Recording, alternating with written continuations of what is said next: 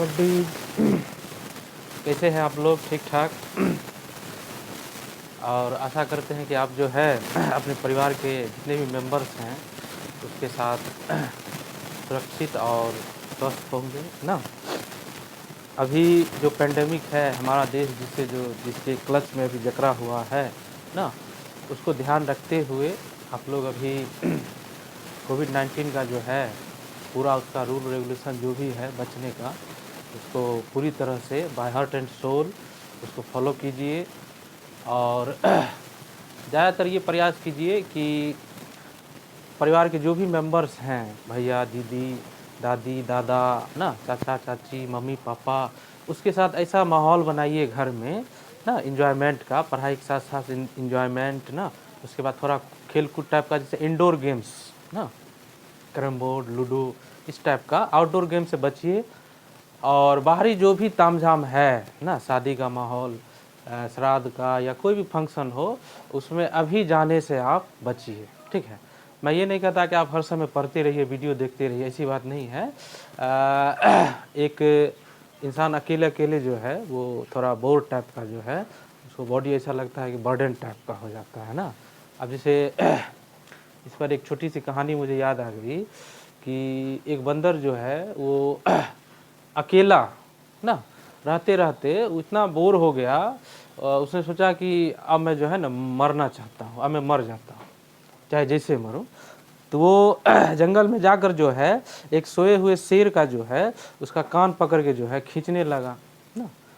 अब शेर जागा तो उसने बोला कि तुमने मेरा कान क्यों खींचा? अब तुमने जो खींचा कान मेरा, पहले ये बताओ कि आसपास जो है कोई देखो किया है? बंदर बोला जी नहीं महाराज, कोई नहीं देखा है। तो बंदर तो ये सोच कर उसका कान खींच रहा था कि ये गुस्सा में आएगा, मुझे खा जाएगा, मर जाएंगे हम। लेकिन वो शेर जो है इससे पूछा कि अगर आसपास कोई नहीं देखा है तो तुम एक काम करो, 2-3 बार और कान मेरा खींचो। बंदर कहा ऐसा क्यों महाराज? कहा देखो तुम ऐसा करते हो ना तो मुझे अच्छा लगता है ना। अब बंदर भी समझ गया कि ये भी अकेले रहते रहते बोर हो गया है ना, तो उसका एक जो है दोनों जो है एक प्रकार से जो है एक अच्छा बोसम फ्रेंड बन गया है ना। अकेलापन भी दूर हो गया, थोड़ा एंजॉयमेंट भी होने लगा, तो उसके जीने का जो एक राह जो है मिल गई। इसलिए परिवार में ऐसा माहौल जो है आप बनाइए। ठीक है। खैर ये तो बात हो गई थोड़ा पेंडेमिक से बचने का ना। तो आज हम जो है आपका जो वीडियो बनाएंगे, आज आपका जो क्लास देंगे, वो 12th में बोर्ड एग्ज़ाम में जो है बिहार बोर्ड में एक किताब है जिसका नाम है स्टोरी ऑफ इंग्लिश। ठीक है, इसको मैंने टच नहीं किया था अभी तक, ऑफलाइन अभी तक नहीं बताया, नहीं ऑनलाइन। तो आज सोचा कि इस पे एक जो है एक वीडियो जो है थोड़ा एट ग्लेंस जो है प्रस्तुत किया जाए। स्टोरी ऑफ इंग्लिश में जो है इससे बिहार बोर्ड में 12th एग्ज़ाम में 15 नंबर के क्वेश्चन पूछे जाते हैं हर साल, जिसमें से आपका 5 नंबर का, ठीक है, 5 नंबर में जैसे आपको पूछेगा ओल्ड इंग्लिश पे एक नोट्स लिखें, middle English, modern English, Indian English, American English ना, इंडिया में अंग्रेजी का क्या फ्यूचर है, उस पर आपको लगभग 100 शब्दों में बताना पड़ेगा ना, नोट्स एक बनाना पड़ेगा। अब जैसे आपको पूछेगा ड्रामा और नॉवेल में क्या अंतर है, डिफरेंस क्या है ना, वो इस साल क्वेश्चन पूछा हुआ है बोर्ड एग्जाम में, what is the difference between novel and drama. उसके बाद आपको पूछेगा कि ड्रामा का क्या क्या ओरिजिन है ना, ड्रामा का ओरिजिन क्या है शब्द का। उसके बाद ड्रामा का जो है उसका फैक्टर क्या क्या है ना। उसके बाद आपका ऑब्जेक्टिव भी 2 नंबर वाला शॉर्ट क्वेश्चन भी पूछेगा। उसके बाद 2 नंबर जैसे शॉर्ट क्वेश्चन पूछेगा, 5 इंग्लिश नॉवेलिस्ट का नाम बताइए ना, 5 इंग्लिश ड्रामाटिस्ट का नाम बताइए, 5 इंग्लिश पोइट्स का नाम बताइए ना, 5 मॉडर्न इंग्लिश पोइट्स का नाम बताइए, 5 रोमांटिक इंग्लिश पोइट का नाम बताइए ना। उसमें आपको जो है नाम याद रखना होगा। और ऑब्जेक्टिव में 1 नंबर वाले में जो है उसमें भी पूछता है। ठीक है, तो मैं आज इस बुक की जो है ना, आपके पास बुक होगी भी, इसका 13 रुपया दाम है, बहुत पतली किताब है, स्टोरी ऑफ इंग्लिश नाम ही है इसका। उस किताब का जो है आज मैं पहला जो है आपको शुरुआत करूंगा कि इंग्लिश जो लिटरेचर है ना, उसको कितने एज में बांटा गया है। ठीक है, और उस एज से क्वेश्चन कैसे पूछता है बिहार बोर्ड में, और जो पूछा गया वो भी हम अभी आपको बताएंगे। तो पहले हम जानते हैं कि इंग्लिश लिटरेचर की जो है शुरुआत कब से हुई, उसका एज कितना है। ठीक है, तो आज आपका जो है टॉपिक रहा स्टोरी ऑफ इंग्लिश।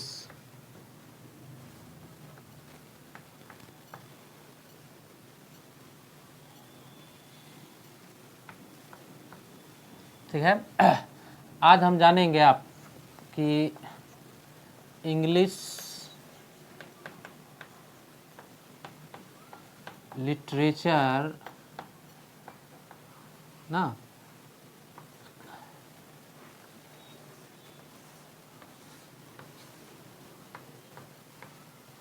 ठीक है।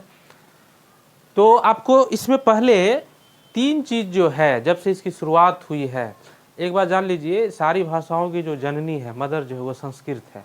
अंग्रेजी की दुनिया बहुत ही छोटी है, बहुत ही कम। ठीक है, और हम आपको बताएंगे कि आप जो इंग्लिश पढ़ रहे हैं, बोल रहे हैं, ठीक है, वो प्योर इंग्लिश नहीं है ना। हम आपको बताएंगे इंग्लिश में कौन कौन सा देश का वर्ड मिला हुआ है, ये कितने देशों से वर्ड कर्ज लिए हुए हैं। एक कर्जदार भाषा है और एक चनाचूर मिक्सचर भाषा है। ठीक है, दूसरों से कर्ज ले ले के जो है ये बॉस बन गया, इंटरनेशनल बन गया। ठीक है, इसकी दुनिया बहुत ही छोटी है ना। संस्कृत जो है या हिंदी उससे भी बहुत कम ना, इसका कोई मतलब उससे तालमेल है ही नहीं संस्कृत हिंदी से। ठीक, इतना कम है। ठीक है, तो पहले हम आपको बताते हैं कि इंग्लिश जो लैंग्वेज जो है ना, उसको कैसे बांटा गया है। तो उसके लिए आप 3 चीज़ याद रखिए। पहला उसको बांटा गया है द ओल्ड इंग्लिश।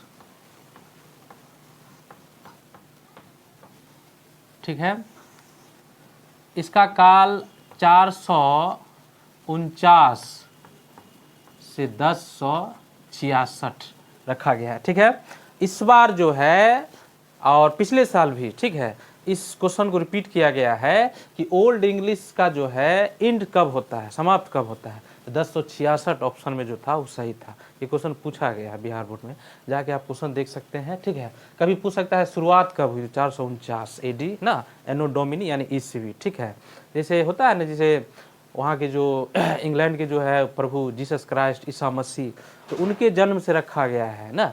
जैसे अगर उनके जन्म से पहले कोई काल है तो उसको BC कहते हैं, बिफोर क्राइस्ट, ईसा पूर्व।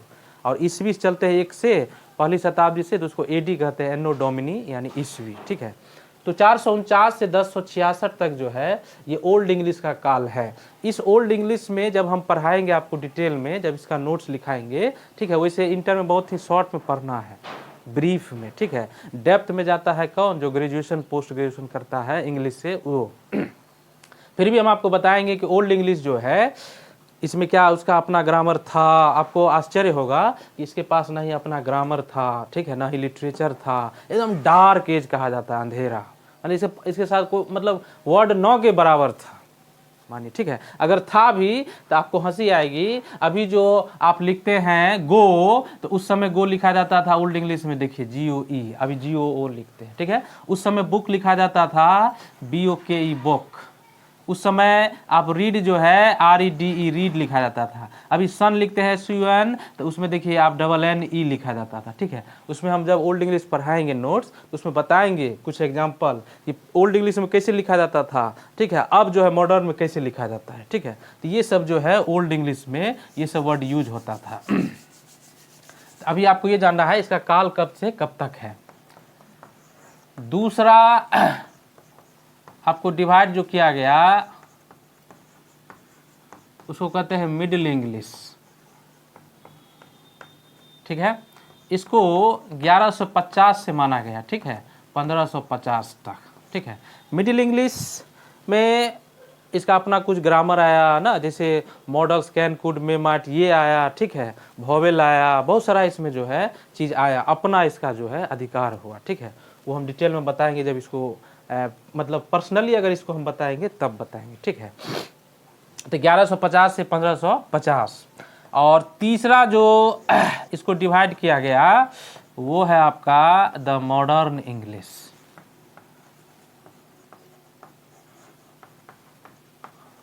इसको 1550 से लेके आप इसको कह सकते हैं टिल द प्रेजेंट, यानी अभी 2021 है, अभी तक। ठीक है, 2021 जो है अभी तक अभी मॉडर्न इंग्लिश ही चल रहा है, ठीक है, यानी 1550 से लेके देखिए इंग्लिश लैंग्वेज को खासकर 3 जो है ईस्वी में जो है इसको टाइम में डिवाइड किया गया है, ठीक है। इसके लिए आपको पूछ सकता है मिडिल इंग्लिश कब शुरू हुआ, कब अंत हुआ, मॉडर्न इंग्लिश कब शुरू हुआ और कब तक है ना। ओल्ड इंग्लिश तो 2 बार पूछा जा चुका है बिहार बोर्ड में, ठीक है। अब हम आपको बताएंगे कि अब इस एज में कौन कौन सा जो है नाम रखा गया, उसको बड़े ही डिटेल में अभी हम बताएंगे, ठीक है। अब चलिए शुरुआत करते हैं।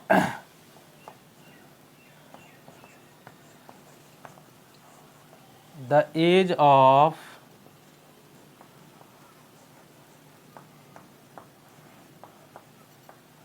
जॉफरी चौसर। अब देखिए द एज ऑफ जॉफरी चौसर, इसका 1340 से 1400 रखा गया। 1340 में उसका जन्म हुआ था जॉफरी चौसर का, 1400 में मर गया था, ठीक है। अब कहिएगा सर यहीं से अंग्रेजी की शुरुआत होती है। जॉफरी चौसर अंग्रेजी का फादर कहा जाता है, इंग्लिश का फादर। आपको जैसे क्वेश्चन पूछा जाए, पूछता भी है फादर कि who is regarded to be the father of English literature, English poetry, अंग्रेजी कविता, अंग्रेजी साहित्य, ठीक है, अंग्रेजी नॉवेल, नॉवेल का ग्रैंड फादर कहा जाता है। यानी शुरुआत जो है इंग्लिश लैंग्वेज लिटरेचर जो है उसको करने वाला यही शख्स था, व्यक्ति, ठीक है, जॉफरी चौसर नाम था, ठीक है। तो ये 1340 से 1400 जो है इस एज का नाम रखा गया, क्योंकि इसका जन्म मरण से रखा गया जॉफरी चौसर का एज काल, ठीक है। तो एक चीज़ ये भी याद रखना है इसमें कि जॉफरी चौसर अंग्रेजी इंग्लिश का फादर है, इंग्लिश पोइट्री का फादर है, और इंग्लिश नॉवेल जो है उपन्यास उसका ग्रैंड फादर है, ठीक है। ये 3 चीज़ जानने के बाद एज भी जान गए, ठीक है। अब इसको नोट करते जाइए, हम फिर आगे बढ़ते हैं ना, मॉडर्न एज तक हम आएंगे, कितने भागों में डिवाइड किया गया है।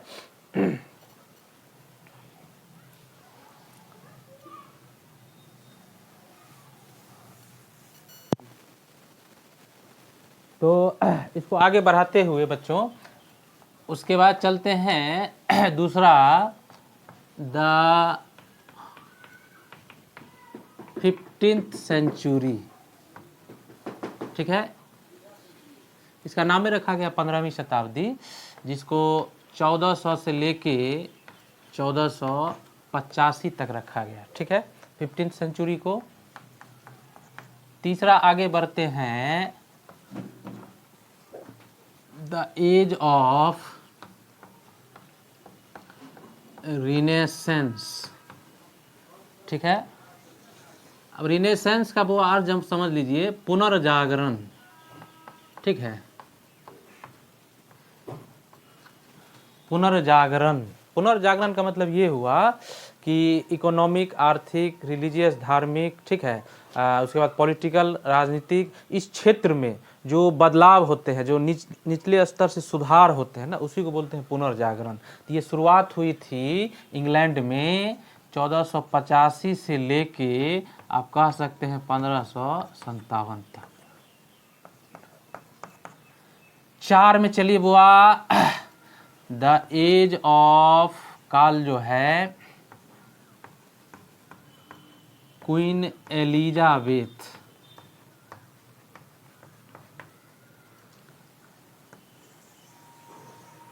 वहाँ की महारानी जो है एलिजाबेथ गद्दी पे बैठी थी, ठीक है। इसमें से आपको ये याद रखना है कि 1557 में 1557 में वो गद्दी पे बैठी थी, और 1603 में जो है वो मर गई थी। तो इस दरमियान जब तक वो गद्दी पे रही, उस इंग्लिश लिटरेचर में नाम रखा गया उसी के नाम पे, the age of Queen Elizabeth, ठीक है। और एक बात और, इंग्लिश लिटरेचर का जो है गोल्डन पीरियड जो है कहा जाता है इसी एज को, ठीक है। यहीं से जो है इंग्लिश ड्रामा, नॉवेल का भरमार जो है शुरुआत हुई थी, और इसी एज में अंग्रेजी के जाने माने जो राइटर हैं, जिसका नाम जो है दुनिया के हर एक यूनिवर्सिटी में जो है गूंजता है, उसका नाम है विलियम शेक्सपियर। यही जो है इसी एज में पैदा लिया था। उसके बाद रखिए द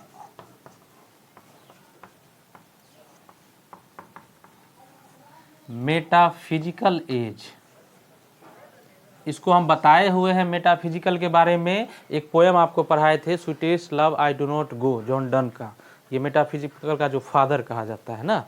मेटाफिजिकल दो शब्दों के मेल से बना है, मेटा जोर फिजिकल। मेटा मीन्स बियॉन्ड, बाहर, फिजिकल मतलब भौतिक दुनिया, यानी भौतिक दुनिया से बाहर।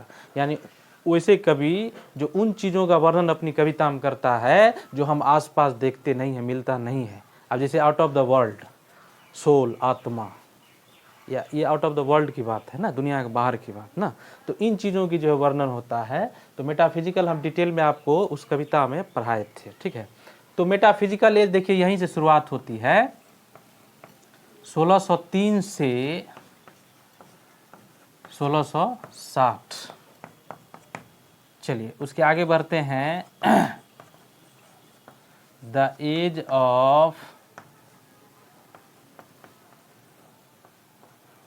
John Dryden.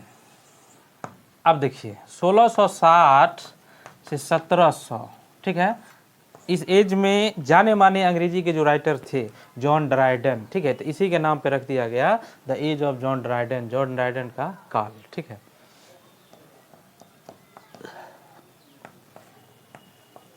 उसके आगे बढ़ते हैं, the age of Alexander Pope, ठीक है। यानी अलेक्जेंडर पोप अंग्रेजी लिटरेचर में जाने माने पोइट हैं ना, इसको ए पॉप शॉर्ट में कहते हैं, अलेक्जेंडर पोप। 1744, ठीक है। इसका इस दरमियान इस एज का नाम रख दिया गया इंग्लिश लिटरेचर में the age of Alexander Pope, ठीक है। चलिए उसके आगे बढ़ते हैं, नोट करते जाइए, ठीक है। ये सब ऑब्जेक्टिव में कैसे पूछेगा, हम एक दो क्वेश्चन दे के आपको बताएंगे, ठीक है, नोट कर लीजिए।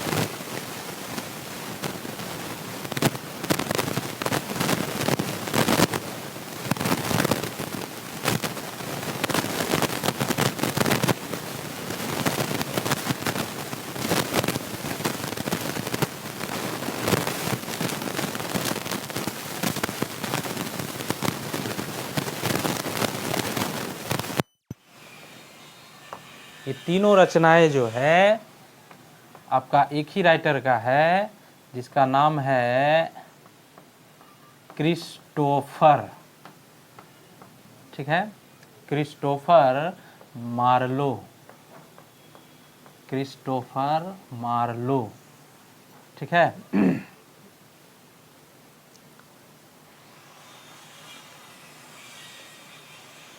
इसमें एक और जोड़ दीजिए, टेम्बरलैन, टेम्बरलैन द ग्रेट।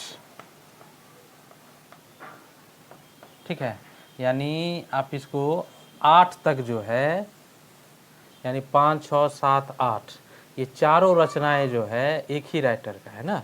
टेम्बरलैन द ग्रेट ये भी है क्रिस्टोफर मार्लो का है। ठीक है, 5, 6, 7, 8 के एक ही लेखक हैं। अब आगे आते हैं,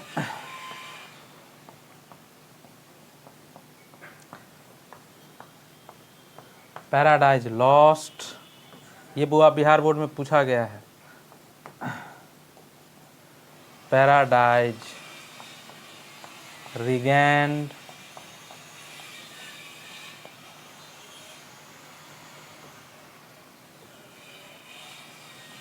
सैमसन एगोनिस्ट्स, ये भी आपका पूछा गया है। 12 में है एल एलेग्रो। ठीक है, 9 से लेके 12 तक, 9, 10, 11, 12 ये एक ही लेखक का है। ठीक है, चारों किताब जो है, इसमें पैराडाइज लॉस्ट बिहार बोर्ड में पूछा जा चुका है, सैमसन एगोनिस्ट भी पूछा जा चुका है। ये चारों के लेखक जो हैं एक ही है, जिसका नाम है जॉन मिल्टन। ठीक है, जॉन मिल्टन अंग्रेजी लिटरेचर में या इंग्लैंड में अगर सबसे ज़्यादा अगर पढ़ने वाला कोई व्यक्ति था तो वो जॉन मिल्टन ही था। आपको आश्चर्य होगा कि ये जो 24 घंटा में 18 घंटा पढ़ता था, यानी इसको बुक वॉर्म भी कहा गया था। और पढ़ने के चक्कर में जो है इसकी 2 बीवी तो भाग गई थी, तीसरी जो है अंधा भी हो गया था। इसके अंधेपन के बाद एक कविता लिखी गई थी ऑन हिज ब्लाइंडनेस, जो बिहार बोर्ड के 9th या 10th में जो है इंग्लिश बुक में है, ऑन हिज ब्लाइंडनेस। ठीक है, अंधे होने पे जो है पछतावा किया था, पिछले जन्म का पाप का फल मिला है, भगवान ने मुझे दिया है। तो अंधा होने के बाद एक और शादी किया, 3 जो है शादियाँ की, 2 तो भाग गई, सोचा इसे पढ़ते रहता है 18 घंटा, बताइए ना, भाग गया। तो ये मेरा फेवरेट भी है ना, क्योंकि इसको पोस्ट ग्रेजुएशन एमए में भी यूनिवर्सिटी में बड़े चाव से प्रोफेसर पढ़ाते हैं जॉन मिल्टन को। ये चारों जो है इन्हीं का क्रिएशन है, जॉन मिल्टन का। ठीक है, तो 12 तक हुआ, इसको नोट कीजिए, हम आगे बढ़ते जाएंगे।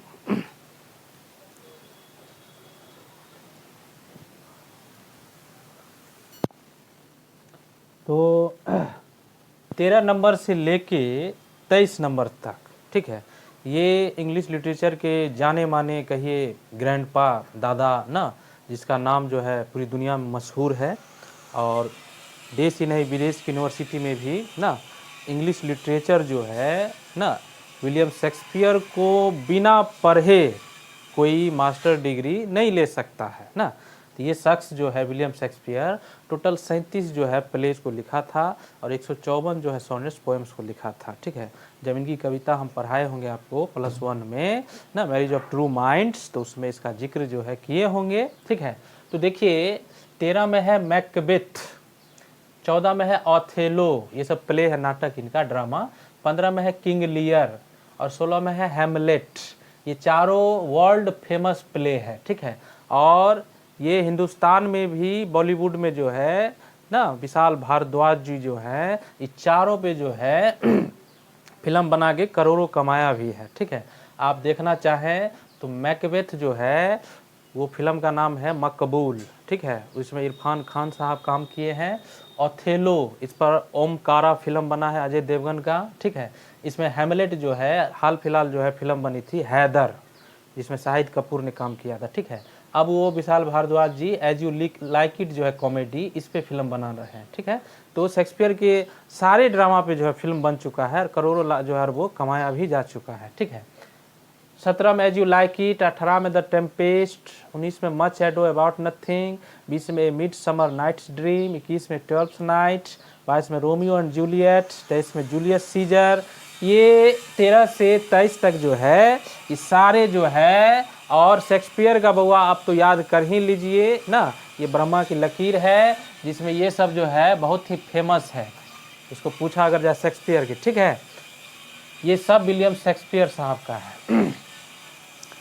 24 जो है 25, ये दो क्रिएशन जो है, all for love, Antony and Cleopatra, ये दोनों रचनाएं जो है जॉन ड्राइडन साहब का है, ठीक है। तो ये आपका 25 हुआ, ठीक है। मैं इसको 30 पुरा देता हूँ और बताता हूँ कि ऑब्जेक्टिव में कैसे इसको पूछा जाएगा, ठीक है। इसको फटाक से नोट कर लीजिए।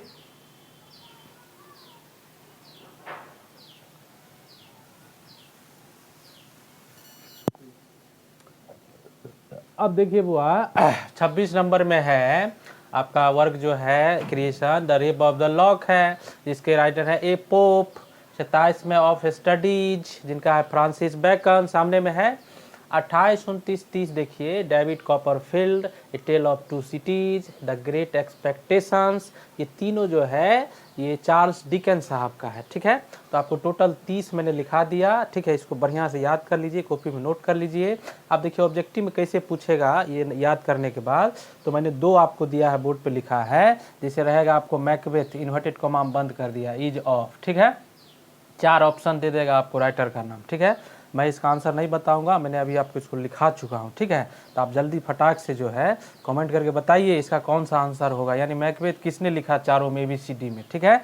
2 में है कैंटरबरी टेल्स इज ऑफ, यानी कैंटरबरी टेल्स क्रिएशन जो है किताब किसने लिखा, आपके पास 4 ऑप्शन हैं, ठीक है, ABCD, चारों राइटर में से किसने लिखा है, फटाक से बताइए। इसी टाइप का जो है जितना हम इसमें लिखाएंगे, ठीक है, इसमें और हम लिखाएंगे, ठीक है, तो आपको ऐसे पूछता है ऑब्जेक्टिव में, ठीक है। तो नोट करते जाइए, याद करते जाइए, ठीक है, लेकिन नोट जरूर कर लीजिए कॉपी में, ठीक है। तो आई होप आपको अच्छा लगा होगा वीडियो, ठीक है। ये UPS एकेडमी जो है आपके लिए जो इतना, इसकी टीम जो इतनी मेहनत कर रही है, ठीक है, और आपके परिवार का जो है, बड़े बुजुर्गों का आशीर्वाद है, ठीक है। तो आज के लिए इतना ही रहने दीजिए, ठीक है। बढ़िया से पढ़िए, मस्त रहिए घर पे, ठीक है। Bye, take care.